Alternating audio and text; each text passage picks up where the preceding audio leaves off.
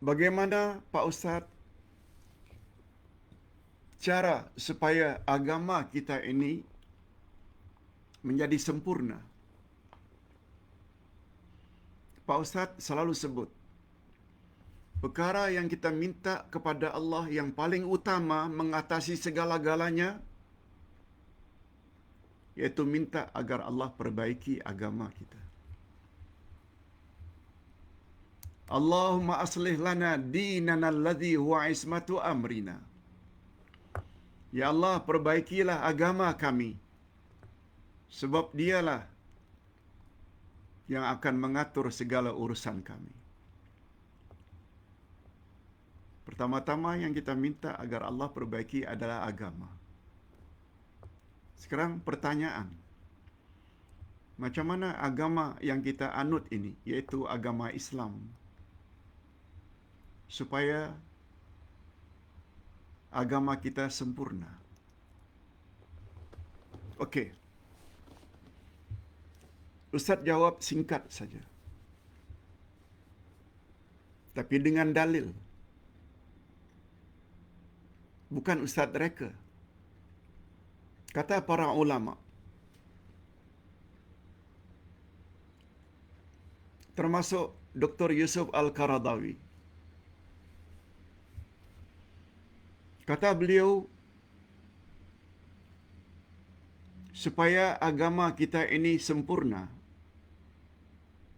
kita mesti ada dua perkara. Pertama, syumul. Yang kedua, i'tidal.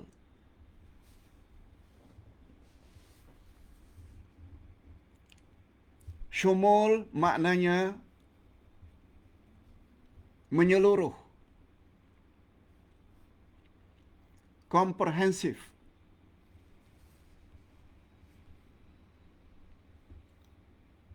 I'tidal maknanya adil atau meletakkan sesuatu pada tempatnya.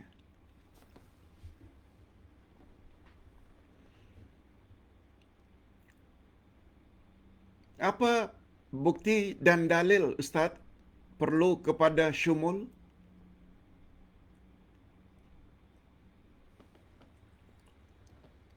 Lihat ayat 208 dari surat Al-Baqarah. A'udzu billahi minasyaitonir rajim. Ya ayyuhalladzina amanu dkhulu fis silmi kaffah wa la tattabi'u khutuwati syaitan innahu lakum aduwwum mubin. Hei orang-orang yang beriman, masuklah kamu ke dalam Islam secara menyeluruh dan jangan kamu ikut langkah-langkah syaitan. Sesungguhnya syaitan itu bagi kamu musuh yang nyata-nyata. Kafah maknanya syumul. Dengan bahasa lain, Islam bukan hanya ibadat. Dia juga termasuk muamalat. Islam bukan hanya mengatur hubungan manusia dengan Allah yang namanya ibadat, tapi juga mengatur hubungan manusia dengan sesama manusia atau sesama makhluk yang namanya muamalat. Jual beli, sewa menyewa, nikah kawin, itu muamalat. Itu namanya syumul. Itu namanya komprehensif. Itu sebabnya hadirin dan hadirat, dalam bahasa moden, Islam is the way of life. Islam adalah cara hidup. Bukan hanya cara salat, puasa, naik haji, umrah. No. Cara makan, cara minum, cara berpakaian, cara bercakap, semua mesti Islamik. cara mengatur rumah tangga, cara mengatur masyarakat, cara mengatur negara, mesti Islamik. Islam adalah nizamul hayah, peraturan hidup, dengan bahasa moden, way of life. Setelah Allah suruh masuklah Islam secara menyeluruh, ia membawa makna jangan masuk Islam setengah-setengah. Hanya ibadat ikut cara Islam. Tapi dalam mencari rezeki, tak kisah halal, haram, sikat. Rasuah, mencuri, riba, asalkan boleh hidup senang dan mewah. No. Itu maknanya Islam awak setengah-setengah. Itu sebabnya kata ulama tafsir, setelah menyuruh masuk Islam secara menyeluruh, langsung Allah larang, jangan kamu ikut langkah-langkah syaitan. Ini kata ulama tafsir Said Qutb dalam kitabnya Fi Zilalil Quran menyebut, ayat itu memberi isyarat jalan di depan kita ada dua saja. Jalan Islam, iaitu jalan Allah. Satu lagi jalan syaitan. Jalan Allah dan jalan syaitan. Bila kita ikut Islam, maknanya ikut Quran, kalamullah, ikut sunnah Nabi, selamat kita. Itu dia. Bila kita sedang tidak ikut jalan Allah, bermakna kita sedang berada di jalan syaitan. Itu kalau ingin jadi muslimat yang sempurna agamanya, mesti Islam kita itu secara menyeluruh. Jangan setengah-setengah. Yang kedua, i'tidal.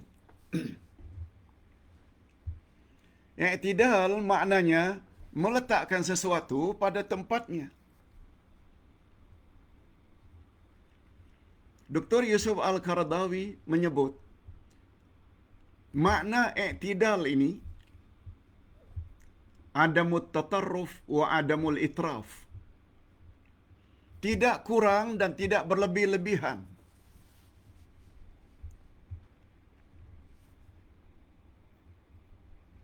Ustaz buat contoh. Salat fardu yang diwajibkan 5 kali sehari semalam.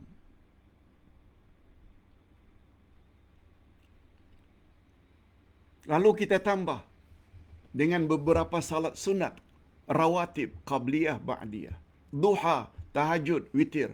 It's okay.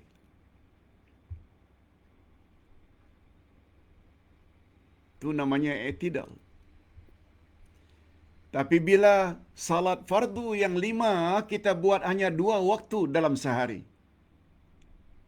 3 waktu, maknanya kurang dari yang dituntut. Namanya tatarruf. Begitu juga apabila kita sehari-harian 24 jam salat saja, itu namanya itraf. Jadi i'tidal ini, ia membawa makna tidak kurang, tidak berlebih-lebihan. Salat yang hanya 2-3 waktu dalam sehari, itu tatarruf, kurang dari yang dituntut. 24 jam salat saja, tidak lagi bersama keluarga. Malam-malam, sepanjang malam, tahajud, witir, tak lagi bersama, tidur bersama isteri. Setiap siang puasa saja. Itu namanya itraf. Yang namanya i'tidal, tidak ini juga tidak ini. Maknanya meletakkan sesuatu pada tempatnya. Itu sebabnya hadirin dan hadirat, bila kita bawa keislaman kita ini sudah sempurna atau belum? Jawab singkatnya, ikut saja cakap Allah dalam Al-Quran, ikut saja cakap Rasul dalam hadis-hadisnya yang sahih. Selain membawa makna syumul, komprehensif, lengkap, yang kedua, kita juga iktidal. Allah tidak akan suruh apa yang kita tak mampu melakukannya. Ittaqullah mastata'tum. Ayat 15 surat At-Taghabun. Bertakwalah kepada Allah apa yang kamu termampu. La yukallifullahu nafsan illa wus'aha. Allah tidak membebankan kamu kecuali apa yang kamu termampu. Ayat 286 Al-Baqarah.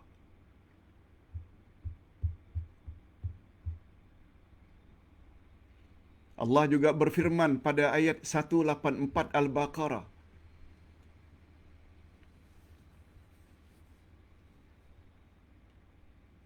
yuridullahu bikumul yusra wa la yuridu bikumul usr. Allah menginginkan kemudahan bagimu dan Allah tak suka menyusahkan kamu. Itu dia. Syumul dan i'tidal. Sabda Nabi, terhadap apa saja yang aku suruh, buatlah apa yang kamu termampu. Dan terhadap apa yang aku larang, jauhi olehmu. Cantiknya bila kita faham Quran dan sunnah Nabi. Dengan kata lain, Islam seseorang barulah sempurna bila keislamannya itu secara komprehensif dan syumul. Yang kedua, tidak kurang dalam beragama, tidak juga berlebih-lebihan. Wallahu a'lam.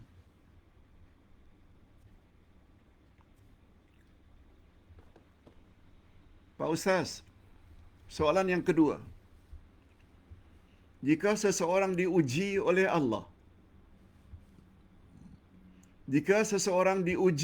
Allah, dengan suatu musibah, apakah itu berarti Allah benci kepada orang tersebut? Mohon pencerahan, Pak Ustaz.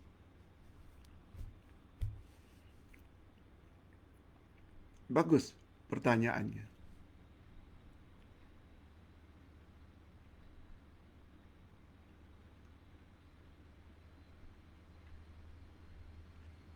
Allahu Akbar.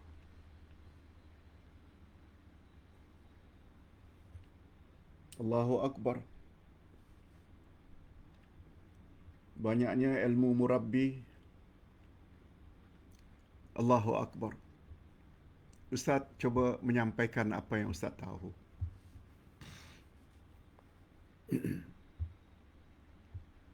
Ustaz ulang sekali lagi pertanyaan. Jika seseorang itu ditimpa musibah atau ujian, apakah menunjukkan orang tersebut yang ditimpa musibah itu Allah benci kepadanya? Mohon pencerahan, Pak Ustaz. Hadirin dan hadirat, persepsi kebanyakan orang memang selalu begitu. Kalau orang itu accident, keretanya remuk, itulah barangkali itu dibeli dengan duit haram.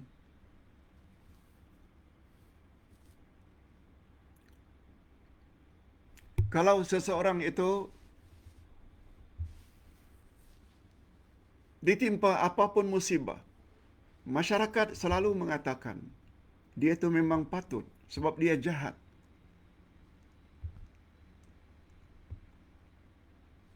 Rupanya dalam Islam tidak begitu.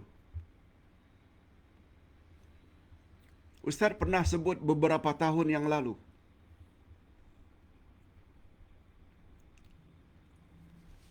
Kata ulama akidah,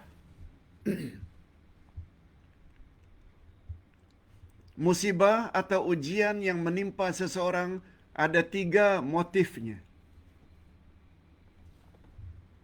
Ada 3 sebabnya.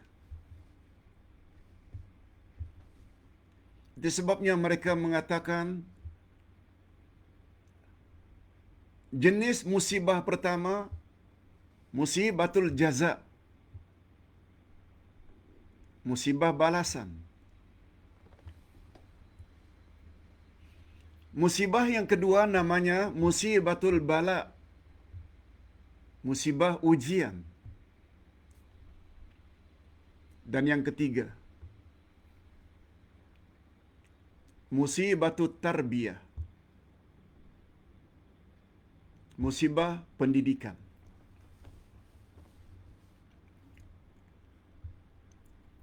Boleh Pak Ustaz jelaskan apa makna ketiga-tiga musibah itu?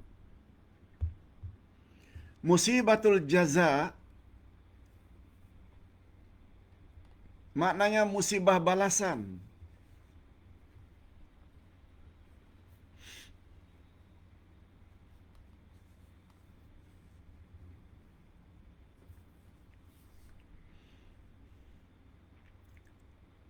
Karena dia berbuat jahat, banyak buat maksiat,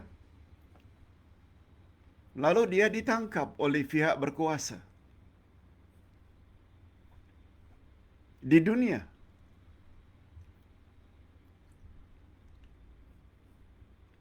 Dan di akhirat nanti,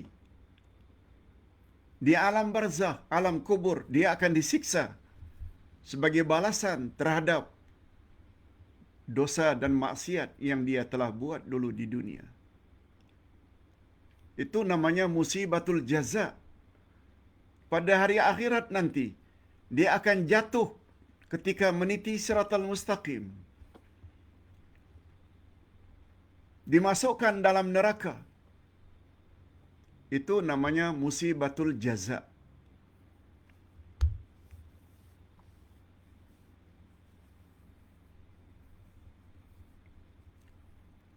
Ustaz buat contoh lain.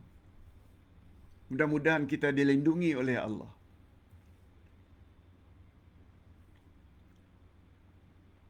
Anak yang suka bercakap kasar kepada ibu bapa, menyakiti hati ibu bapa, sampai ibu bapa kecewa, sakit hati.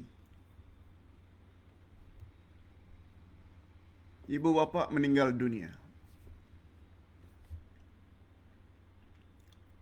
Ada kemungkinan nanti setelah dia lansia, 60, 70, anak-anaknya pula akan menyakitkan hatinya.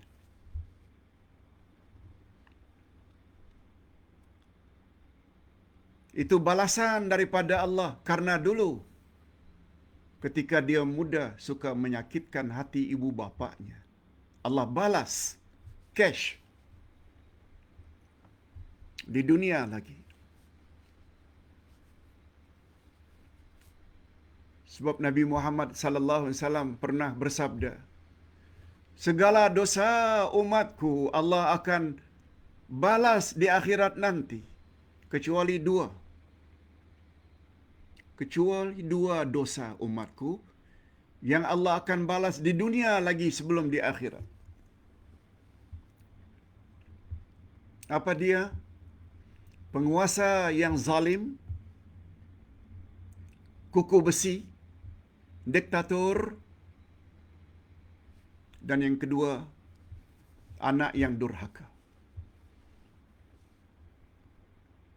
Ustaz buat contoh. Raja Reza Pahlavi diusir oleh Khomeini dari Iran, menyelamatkan diri ke Amerika. Karena memerintah secara kuku besi. Idi Amin di Uganda, lari diusir oleh rakyatnya dari Uganda, tinggal di Saudi Arabia.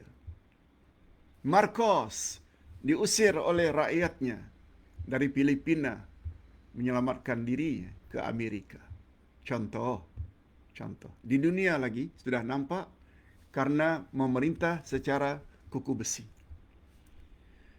Yang kedua, anak yang durhaka. Sama ada kita percaya atau tidak, kisah si Malim Kundang atau si Tanggang,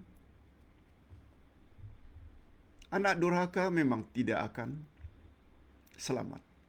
Di dunia lagi mereka akan susah, merasakan kesusahan di dunia lagi, sebelum lagi di akhirat. Itu musibatul jaza. Yang kedua, musibatul bala. Musibatul bala. Bala maknanya ujian. Allah turunkan bala, musibah hanya ingin menguji dia sabar atau tidak terhadap ujian itu. Ustaz buat contoh. Nabi Ayub, seorang nabi. Mengapa ditimpa berbagai-bagai musibah ke atasnya? Kebunnya terbakar. Istrinya durhaka. Dirinya ditimpa bermacam-macam penyakit. Nabi Ayub. Padahal Nabi tak pernah buat dosa.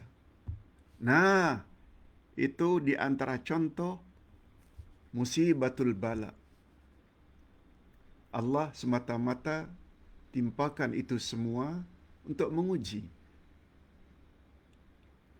Nabi Ayub sabar atau tidak. Itu sebabnya ada bidalan orang-orang Arab kalau menyuruh kita sabar, fasbir sabra Ayub. Bersabarlah kamu sebagaimana sabarnya Nabi Ayub.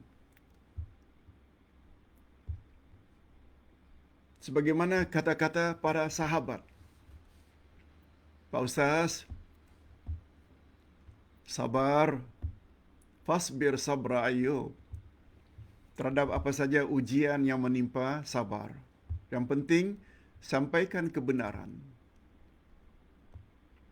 Sudah menjadi sunnatullah. Ada orang suka, ada orang tak suka. Sabar. Bukan kita mengajar ajaran salah. Yang kita ajar Quran, sunnah. Quran, sunnah. Tapi diuji juga, dicoba juga. Sabar. Okey. Jadi musibah itu tak semestinya ditimpa oleh Allah karena nak membalas akan kejahatannya. Tak. Dia ada yang kedua. Namanya musibatul bala. Sekedar ingin menguji.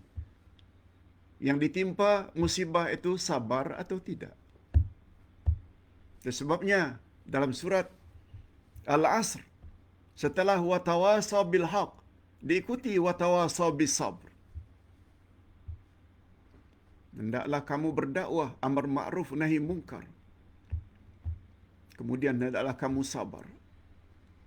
Sebagaimana nasihat Luqman pada anaknya, wa'mur bil ma'rufi wanha 'anil munkar wasbir 'ala ma asabak. Ajak orang buat baik nak, cegah orang buat jahat dan sabarlah terhadap apa yang menimpa dirimu. Itu sebabnya bagi kita yang faham, kadang-kadang bila diuji, kita senyum saja. Sebab nanti ada mahkamah ilahi di akhirat yang akan menentukan siapa yang benar dan siapa yang salah. Nah, yang ketiga, ini juga sangat penting dan paling penting. Musibatut tarbiyah. Musibah demi musibah ditimpa ke atas seseorang karena Allah nak mendidik orang tersebut agar menjadi orang yang mulia dalam pandangan Allah.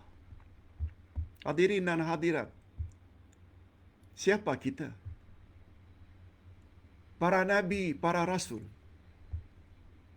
diuji oleh Allah dengan bermacam-macam ujian. Apakah itu bermakna Allah benci kepada nabi dan rasul? Nabi Isa sampai ada usaha ingin menyalibnya. Salib. Allah selamatkan dengan mengangkat baginda ke langit. Dua beranak, Nabi Zakaria, Nabi Ayub.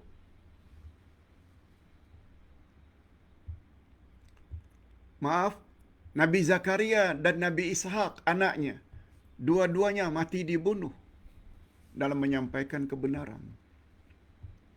Nabi Muhammad sallallahu alaihi wasallam sampai diusir dari Mekah pergi ke Madinah, meninggalkan kampung halaman dalam menjalankan kebenaran.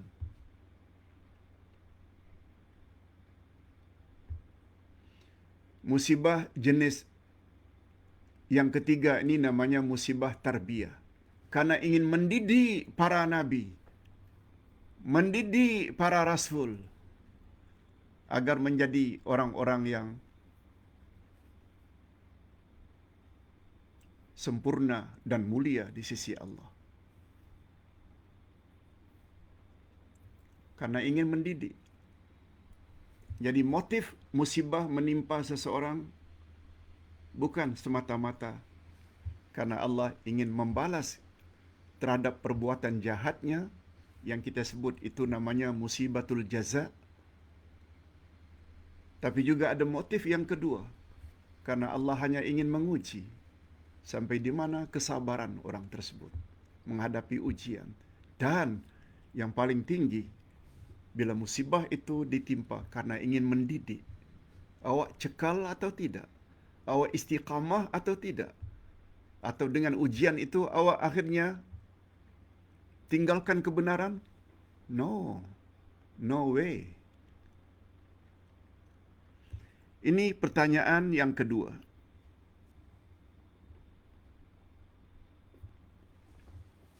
Boleh kita tambah satu lagi, Pak Ustaz? Boleh, insya-Allah. Pertanyaan terakhir, yang ketiga. Pak Ustaz, apakah tujuan Allah jadikan ada mati dan ada hidup? Boleh Pak Ustaz jelaskan berdasarkan hujah dan dalil dari Quran? Ini juga pertanyaan yang sangat bagus.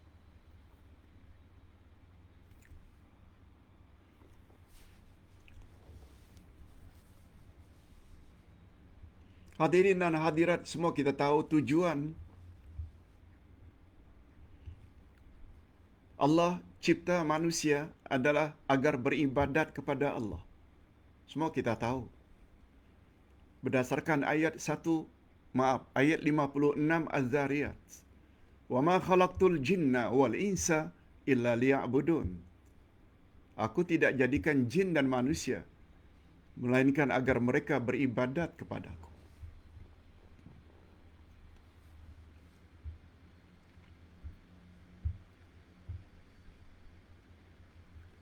Pertanyaan saya, Pak Ustaz, bukan dari sudut itu.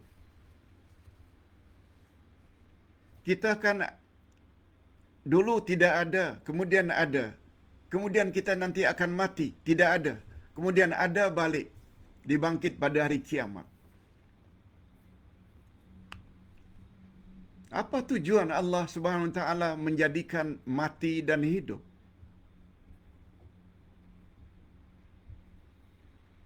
Ustaz jawab ayat 2 dari surat Al-Mulk.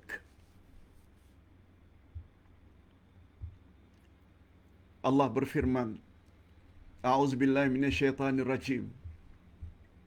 Ayat 2 surat Al-Mulk.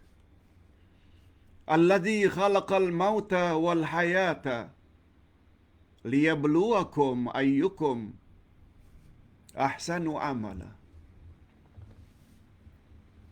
Cukup ayat itu kita jadikan dalil. Begitu jelas dan clear. Allah lah yang menjadikan mati dan hidup semata-mata untuk menguji kamu. Mana di antara kamu yang paling baik amalnya? Allazi khalaqal mauta wal hayata. Dialah Allah yang telah menjadikan maut, mati, wal hayata, hidup. Untuk apa? Liyabluwakum, semata-mata untuk menguji kamu. Ayyukum ahsanu amala. Mana di antara kamu yang paling baik amalnya? Itu jawabannya. Mengapa Allah sebutkan mati dulu baru hidup? Sebab kata ulama tafsir, kita sebelum ada ni, hidup ni, dulu tiada. Dalam keadaan kita tiada, maknanya kita mati. Itu sebabnya mati disebut dahulu. Sebab manusia bermula dari tiada. Kemudian ibu bapa kita kahwin, akhirnya ibu kita hamil, jadilah janin, keluar. Itu hidup yang pertama. Setelah hidup, dalam umur sekian ini, kita akan mati. Mati itu maknanya mati yang kedua. Dan setelah mati, pada hari kiamat, kita akan bangkit dari kubur masing-masing untuk hidup lagi. Untuk selama-lamanya. Itu hidup yang kedua. Jadi dalam keyakinan kita, kita mati 2 kali dan hidup juga 2 kali. Nah, sekarang pertanyaan. Untuk apa Allah jadikan ada mati, ada hidup? Kemudian mati lagi, kemudian hidup. Jawabnya, liyabluwakum ayyukum ahsanu amala. Allah yang cakap. Bukan ustaz reka-reka. Allah jadikan mati dan hidup semata-mata untuk menguji kamu. Mana di antara kamu yang paling baik amalnya? Bila amal itu dikatakan baik? Bila ikut cakap Allah, ikut cakap Rasul. Bukan ikut akal. Jauhi larangan Allah, jauhi larangan Rasul. Dengan kata lain, dalam hidup jadikan Quran dan sunnah Nabi sebagai panduan. Itulah dia kebaikan. Kata Imam Ibn Katsir, Allah Subhanahu wa taala tidak sebut liyabluwakum ayyukum aktsaru amala. Allah jadikan mati dan hidup semata-mata untuk menguji kamu, mana di antara kamu yang paling banyak amalnya. Bukan. Bukan aktsaruhum, tapi ahsanuhum. Allah jadikan mati dan hidup bukan untuk menguji kamu mana di antara kamu yang paling banyak, bukan. Tapi mana yang paling baik. Banyak tak sama dengan baik. Coba dengar hadis Nabi. Al-amalul qalilu al-amalul qalilu ala sunnah khairun minal amalil katsiri alal bid'ah. Amal yang sedikit tapi ikut sunnah Nabi, itu adalah lebih baik dari amal yang banyak bertumpuk-tumpuk tapi dicampur baurkan dengan bid'ah.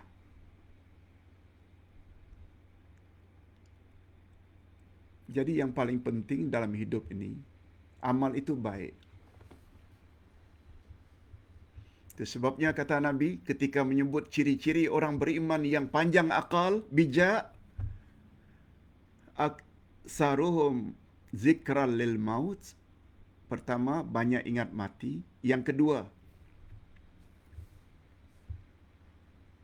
ahsanuhum isti'dad dan lima ba'dal maut. Yang kedua, orang yang paling baik amalnya untuk dibawanya sebagai bekal setelah dia mati. Paling baik amalnya, bukan paling banyak. Namun demikian kita tak nafikan, sudahlah baik, banyak pula. Itu yang the best. Itu sebabnya dalam beramal, jangan utamakan banyaknya. Banyak bukan ukuran.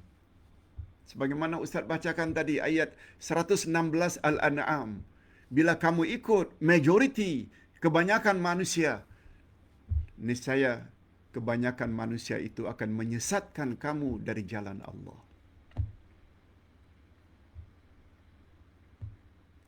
Mudah-mudahan kita termasuk ke dalam golongan orang-orang yang senantiasa memperbaiki amalan kita. Macam mana Pak Ustaz supaya amal jadi baik? Tambah ilmu dari semasa ke semasa. InsyaAllah kita akan selamat. Dunia, alam barzakh dan alam akhirat. Ustaz kira cukup sampai di sini dulu. Ini yang Ustaz maksudkan pada awal-awal lagi tadi. Kuliah pagi ini sama ada topiknya yaitu pengajaran dari ayat yang ke-6 surat Al-Fatihah, Ihdinas siratal mustaqim. Begitu juga jawaban terhadap 3 pertanyaan tadi. Semua sangat penting untuk kita ingat selalu. Kalau kita ingin jadi muslim-muslimat yang baik. Muslim-muslimat yang selamat dunia, alam kubur dan alam akhirat. Sila share sebanyak-banyaknya kepada kawan-kawan yang kita kasihi. Alhamdulillahirabbil alamin wassalatu wassalamu ala asyrafil anbiya'i wal mursalin wa ala alihi wa sahbihi ajma'in. Rabbana zidna ilman nafi'a wa rizqan thayyiba wa amalan mutaqabbala. Ya Allah, tambah-tambahkanlah untuk kami ilmu yang bermanfaat, rezeki yang baik, halal lagi diberkati, serta amal-amal yang diterima. Ya Allah, ya Tuhan kami, sungguh banyak pengajaran yang bermanfaat yang dapat kami ambil. Pengajaran dari ayat Ihdinas siratal mustaqim. Begitu juga jawaban terhadap 3 pertanyaan tadi. Oleh sebab itu, ya Allah, arinal haqqa haqqan warzuqna ittiba'ah wa arinal batila batilan warzuqna ijtinabah. Perlihatkanlah kepada kami kebenaran akan kebenarannya dan berilah kami kekuatan untuk melaksanakan kebenaran itu. Sebaliknya, perlihatkan juga kepada kami kesesatan akan kesesatannya atau kebatilan akan kebatilannya, dan beri kami kekuatan, ya Allah, untuk menjauhkan kebatilan dan kesesatan itu sejauh-jauhnya. Ya Allah, anugerahkanlah kami 2 sifat utama agar kami dapat memiliki agama yang sempurna, agama Islam yang kami cintai, yaitu syumul dan i'tidal. Berilah kami kekuatan, ya Allah, untuk melaksanakan ajaran Islam secara menyeluruh, komprehensif, bukan setengah-setengah. Berilah kami sifat i'tidal, ya Allah, yaitu meletakkan sesuatu pada tempatnya, tidak kurang dan tidak berlebih-lebihan. Allahumma khtim lana bi husnil khatimah wa la takhtim alaina bi su'il khatimah. Ya Allah, berilah kami akhir hayat yang baik, akhir dalam iman dan amal saleh, dan janganlah Engkau akhiri hidup kami dalam keadaan su'ul khatimah. Ya Allah, berilah kami kesabaran yang mendalam terhadap apa saja jenis cobaan. Ya Allah, ya Tuhan kami, Rabbana atina fid dunya hasanah wa fil akhirati hasanatan wa qina azabannar. Ya Allah, berilah kami kebaikan di dunia, yaitu jalan-Mu yang lurus, ikut perjalanan Rasulullah, siddiqin, syuhada dan salihin.